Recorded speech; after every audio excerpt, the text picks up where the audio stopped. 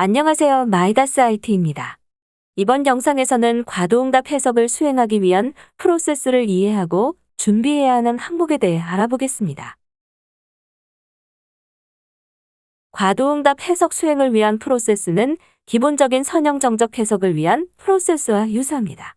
다만 모드 해석을 먼저 선행하는 과정을 권장하고 동적 하중 정의, 해석 케이스 설정 단계에서 과도응답 해석을 위한 세팅만 할 수 있으면 됩니다. 모드 해석은 구조물의 고유 진동수를 확인할 수 있기 때문에 모든 동해석을 수행하기 이전에 선행하시는 것을 추천합니다. 모드 해석을 통해 구한 구조물의 고유 진동수는 구조 감쇄를 입력하거나 시간 간격을 결정할 때 사용될 수 있고, 모드법을 이용한 동해석을 수행할 때는 모드 해석 결과 중 전체 질량 참여율이 모든 방향에서 80%를 넘을 수 있을 만큼의 모드 개수를 입력하시길 권장하기 때문에 모드 해석을 선행해야 합니다. 모드 해석에 대한 자세한 설명은 앞선 모드 해석 소개 영상에서 학습해 보시길 바랍니다. 다음으로 동적 하중에 대해서 알아보겠습니다. 과도응답 해석에서는 구조물에 가해지는 하중이 시간의 흐름에 따라 어떻게 변하는지 입력해야만 합니다. 예를 들어 사람이 의자에 가만히 앉아 있는 상태에서 의자의 처짐과 응력 분포를 알고자 할 때 우리는 정적인 하중이라고 가정하고 정적 해석을 수행합니다. 하지만 오른쪽에 보이는 것과 같은 상황을 해석하고자 하면 짧은 시간 동안 의자에 가해지는 힘이 크게 변하는 충격과 같은 동하중이기 때문에 과도응답 해석을 수행해야 하는 것입니다.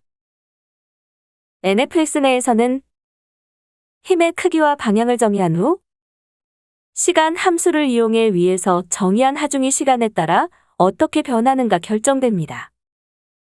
하중 성분에서 입력한 하중의 크기와 시간 함수의 값을 곱한 값이 시간에 따라 구조물에 가해지는 힘이 되는 것입니다. 이 그래프에서는 0뉴턴의 힘이 1초 동안 1000뉴턴으로 커졌다가 0.01초 만에 사라진 것을 의미하는 그래프가 되는 것입니다. 다음으로 해석 케이스 정의 단계에서 정의하는 감쇄비에 대해 알아보겠습니다. 진동이 없어지는 시간이 중요하거나 오랜 시간 반복적인 하중이 가해지는 경우에는 감쇄비에 의한 영향이 매우 클 수 있습니다. NFX에서는 보이는 것과 같이 세 가지 방식으로 감쇄비를 정의할 수 있습니다만 편의를 위해 모달 감쇄 함수를 통해 입력하는 것이 일반적입니다.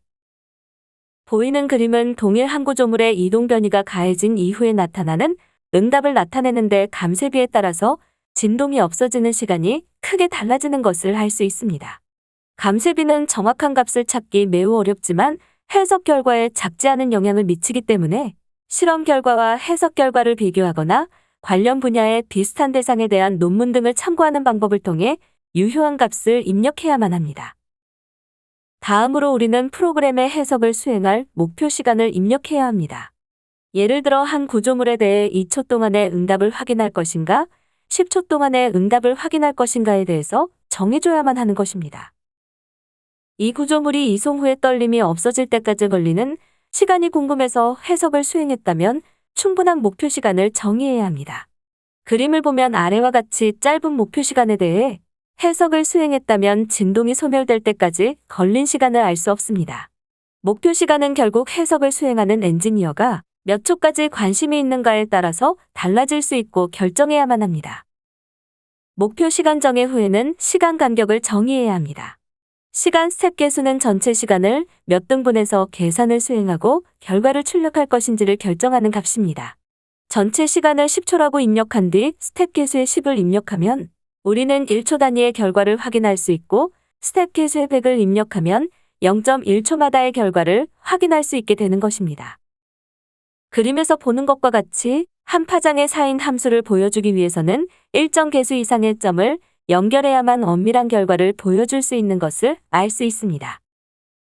일반적으로 시간 간격은 구조물의 1차 고유 주기를 24등분 이상 할 수 있는 개수로 입력하는 것을 추천하며 짧은 시간 가해지는 동적 하중은 이보다 더 많은 간격 개수를 입력해야 해석 결과에 대한 정확도를 확보할 수 있습니다.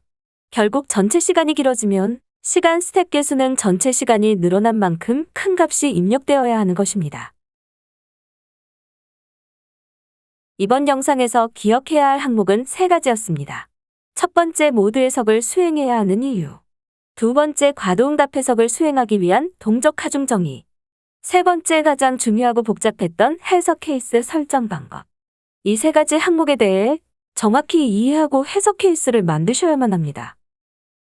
지금까지 과도응답 해석을 수행하기 위해서 사용자가 준비해야 할 항목은 무엇인지 알아보았습니다. 문의 사항은 보이는 홈페이지 또는 유튜브 댓글을 통해 남겨주시면 됩니다. 감사합니다.